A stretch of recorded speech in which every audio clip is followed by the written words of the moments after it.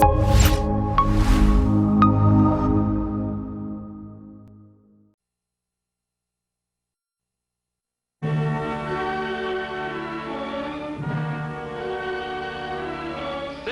for Star Playhouse presents Dick Powell, Charles Boyer, David Niven, Ida Lupino.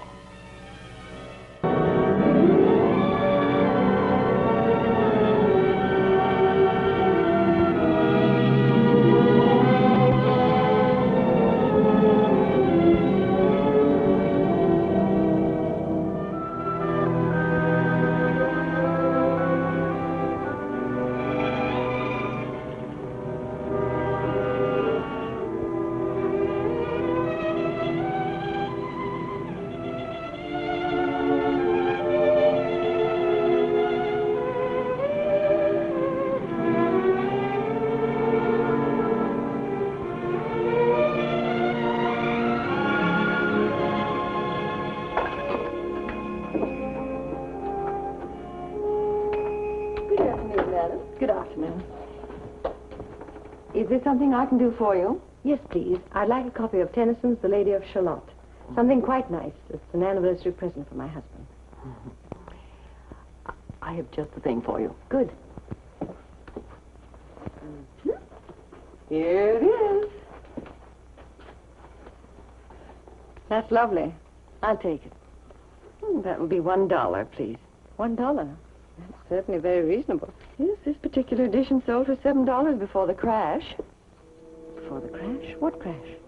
The Wall Street crash, my dear.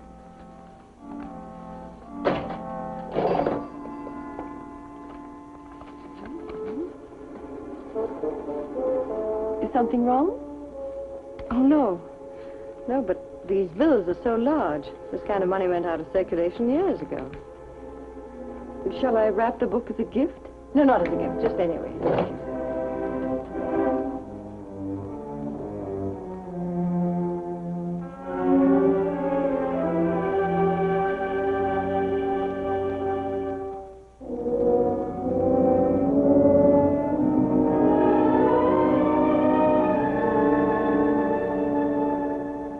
Shall I put the champagne on ice, Mrs. Lawrence? Is it time, Doris? Oh, good heavens, yes. Please do. I didn't know it was so late.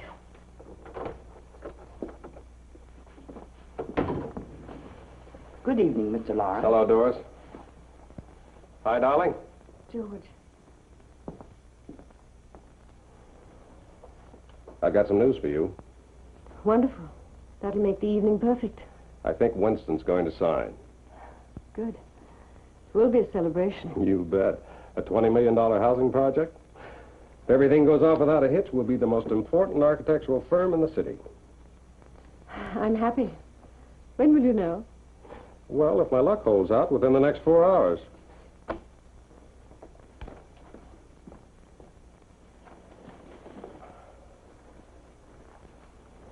4 hours? You mean tonight? I certainly do. Pierce and I are meeting Winston at the club about 8 o'clock. What's the matter? You look so funny. Nothing. I'm a little disappointed. It's our anniversary. Carol, I'm sorry.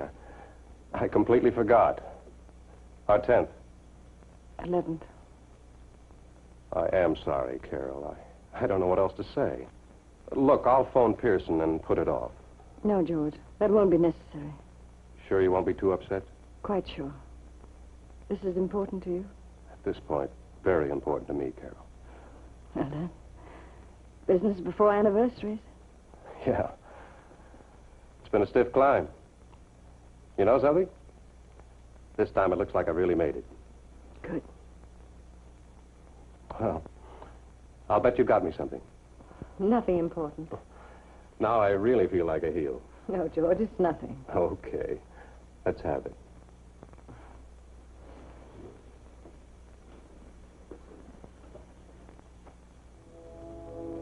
That's funny.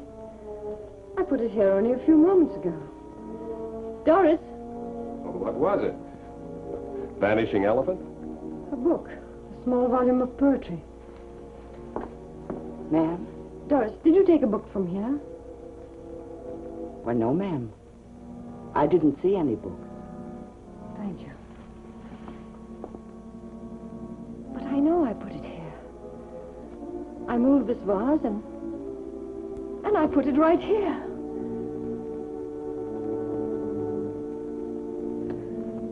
They're not here. They're gone. What's gone? The 4 $1 bills. They've disappeared. First a book, then 4 $1 bills. Carol, what are you talking about? Do you know the Pelican Bookshop, the one on Washington Street? Never heard of it. I suppose this must all sound ridiculous to you, and I shouldn't even mention it, but... George, the woman who waited on me in the bookshop seemed rather strange. Strange? How? Well, she somehow didn't seem to belong to this day and age, I mean. Her clothes and her hair. Probably the latest style. It was not the latest style. At first I thought she was just an eccentric, and then I noticed the calendar on the wall. It said 1930. Well, no one could accuse her of being a clock watcher. Don't joke, George. This is serious. I gave her a $5 bill, and she gave me 4 ones and change. Not the ordinary kind, but those oversized, old-fashioned kind that one hasn't seen in years. I noticed them particularly, and now they've disappeared right out of my purse. You probably bought something. I didn't. I came straight home from the shop. Don't you see, that's what's so strange. First the book, and now the money. I don't understand you, Carol. What have you imagined now?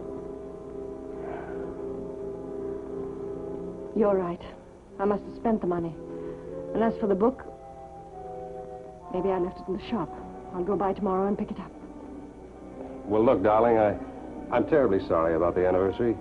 I'll make it up to you. Believe me. Good night, darling.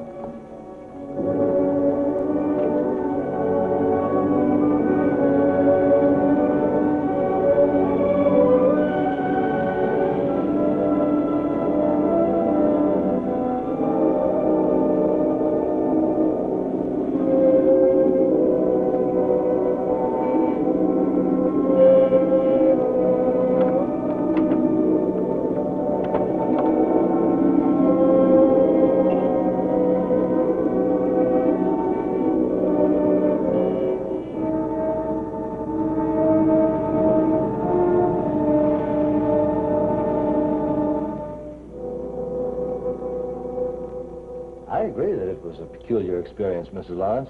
Hallucinations usually are. Do you really think it was an hallucination? Well, I think the facts speak for themselves. After you phoned today, I had my secretary comb through some old city directories at the library. The Pelican Bookshop on Washington Street went out of business in 1931. I knew you'd find it hard to believe, Dr. Lindell, but I was in that bookshop. I know I was there. I'm sure you believe that. Now, it's nothing to be alarmed about. Hallucinations are, well, emotional upsets that sometimes happen to people. Yes, to insane people. No, to people who are emotionally disturbed by something that's happened sometimes years before. Now, I don't want to oversimplify, but all of us have had unhappy experiences. And sometimes these experiences are too painful to remember. So we make ourselves forget them. Then, in an hallucination, one day something happens that makes us recall the painful memory. Recall it so vividly that it seems transformed into what is for us reality, complete reality. And that's what happened with you, Mrs. Lawrence. But I can see it all so clearly. The calendar, the bookshop, the woman. How could I have imagined it all, Dr. Lindell? I can't answer that yet. After all, this is only your first visit here.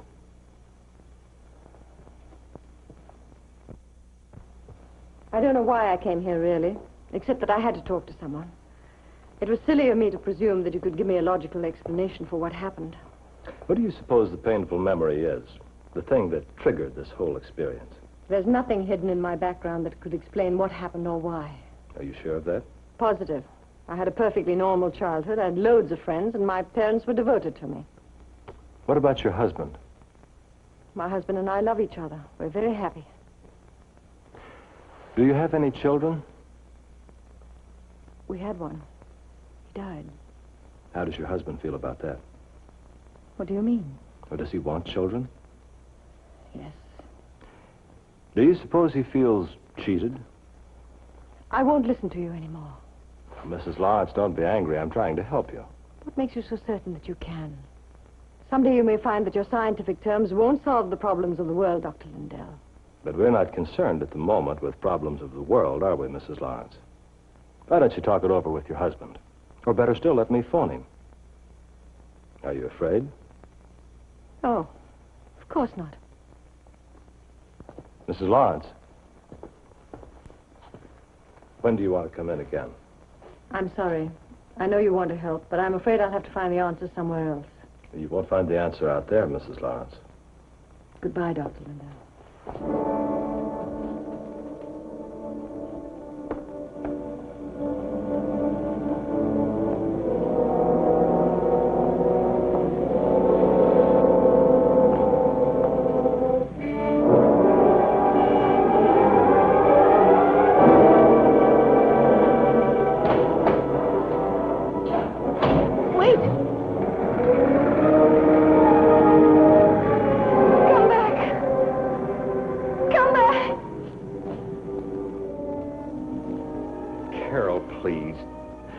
That you saw this woman again doesn't mean anything.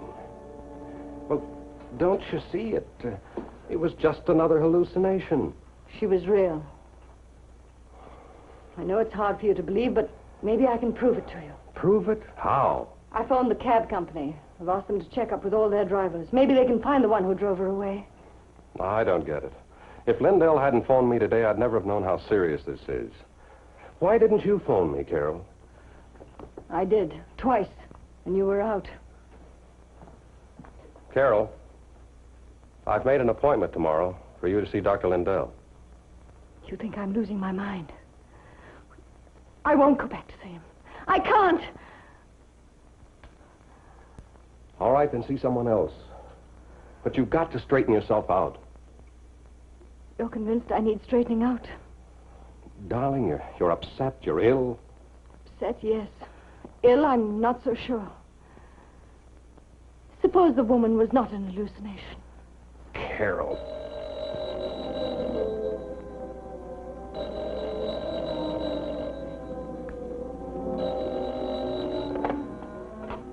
Hello? Yes, this is the Lawrence residence. Oh, just a moment. It's the Aero Cab Company. Hello? Yes, this is Mrs. Lawrence. Thank you. No luck? They said they questioned all the cab drivers, but maybe they missed one or two. Maybe. I picked up a volume of Tennyson's poems at the library this morning. I haven't read The Lady of Shalott since I was in high school. That's the story of the Lily Maid of Astolat, isn't it? The fairy lane who dies because her love is not returned? Yes. Does your husband enjoy reading poetry? Not particularly. Well, then why choose a gift like this? Just a whim. With no particular significance? None. Mrs. Lawrence, I'm not trying to pry, but the sooner you relax and speak freely, the sooner we can get to the bottom of what's disturbing you. Now, are you sure you had no reason for selecting this particular poem?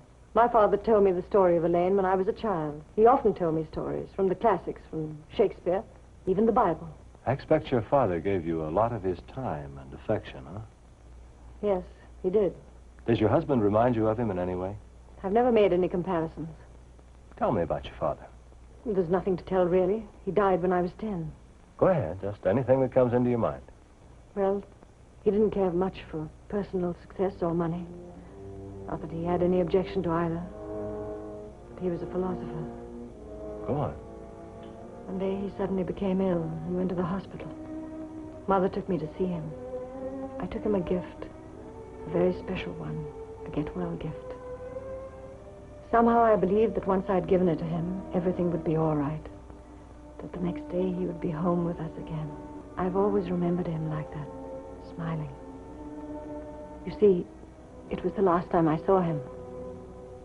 He died that day. What year was that? 1930. April 22nd, the same date you saw on the calendar in the bookshop?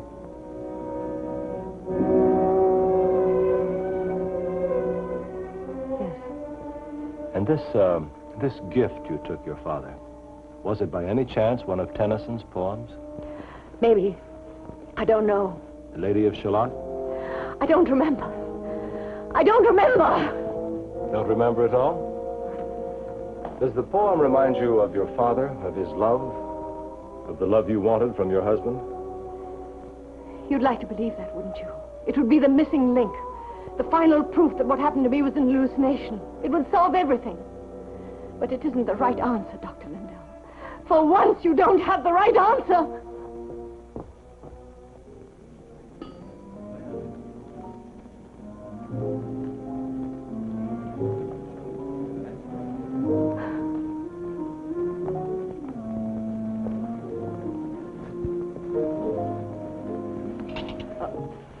Good afternoon. You know me. Why, yes, of course. Won't you sit down? Thank you.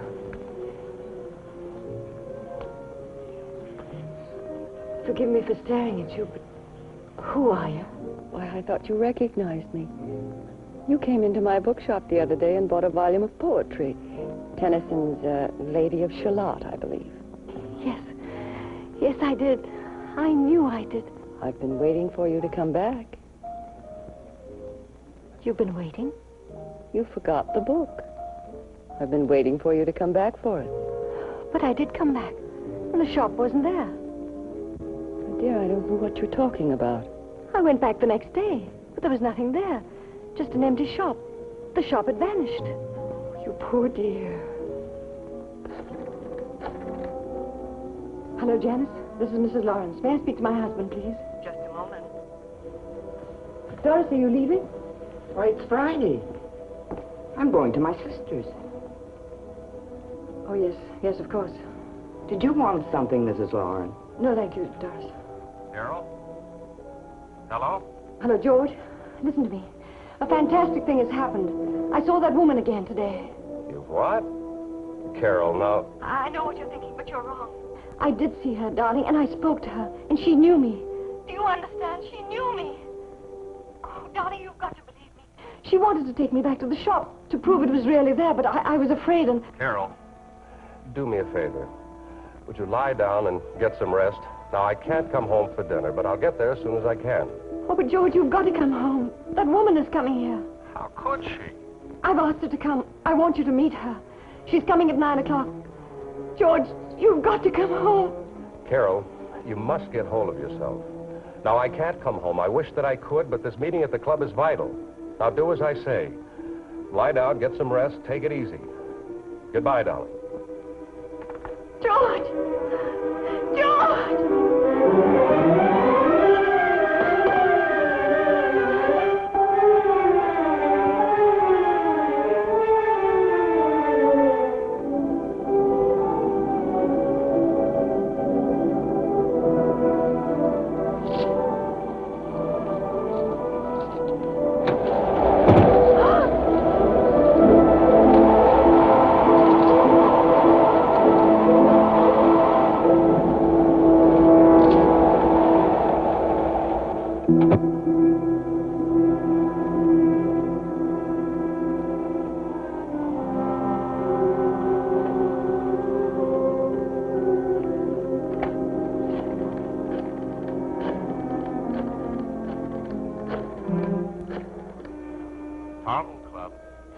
This is Mrs. George Lawrence. I want to speak to my husband right away, please. He isn't here, Mrs. Lawrence.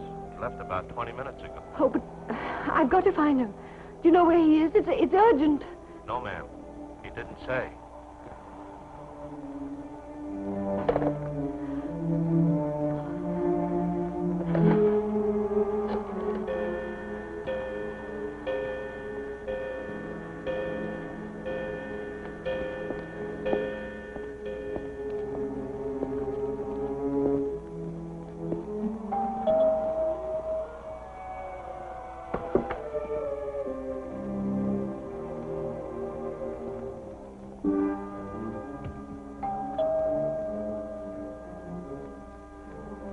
Who is it? It's the lady from the bookshop. Go away. Go away. But, my dear, you were expecting me. I don't want you to come in. Go away. Please go away.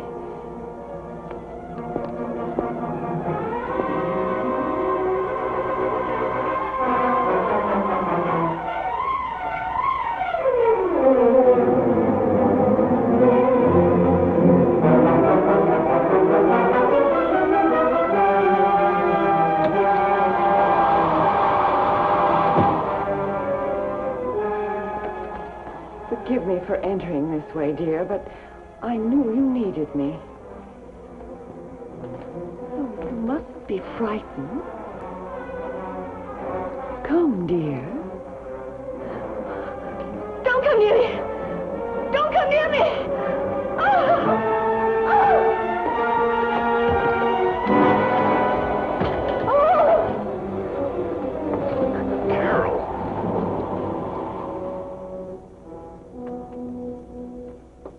George, I'm so glad you're here. Dr. Lindell. I started to worry, darling. I phoned Dr. Lindell from the club, asked him to meet me here. That woman, she was here. I know she was here. That's right, Mrs. Lawrence. We met her. You didn't just imagine it, darling. There's nothing to be afraid of, believe me. Mrs. Warren. I'm so sorry I frightened you, my dear. I only wanted to help. I wonder if I might have a few moments alone with Mrs. Lawrence. Of course. It's rather late. I must go. Good night, Mrs. Lawrence. Doctor. I'll see you to your car, Mrs. Warren. She is real. You do believe me now, don't you? Yes, Mrs. Lawrence, I believe you. Mrs. Warren is real. But everything else, you imagined. But I didn't imagine it. I tell you, I was in that bookshop. You were. Of course you were. But then why are you trying to torture me by telling me it was all an hallucination? Well, Mrs. Lawrence, you were in that bookshop, but not a few days ago. You were there back in 1930. I don't understand. Well, I didn't either until I learned a few things from Mrs. Warren. In the first place, there was a real Pelican bookshop. Mrs. Warren's mother worked there back in 1930. And you were in that shop 25 years ago. But 3 days ago I was there. 3 days ago, you saw Mrs. Warren arranging books in the window of another shop, the Arcade Bookshop. And unconsciously, you associated Mrs. Warren with her mother. You mean I mistook Mrs. Warren for her mother? Exactly. In those few moments, you stepped into a sort of dream world. Now, a dream world that was just as real for you as actuality itself. You were a child again who went into the Pelican Bookshop to buy a volume of poetry for your father. And that's the true answer? I believe so. But why should it happen to me? Well, that's something we're going to work out over a period of time, Mrs. Lawrence. For now, let's just say the book was a symbol for you. A symbol of the security and the love you had from your father. A symbol of what you wanted so desperately from your... How is she? She's going to be fine. You'll phone me for an appointment tomorrow? Yes, I will. Good night. Thanks for coming, Doctor. Not at all. She's going to be all right. I'm sure she will, with your help. It's just a matter of time and understanding. Good night. Good night.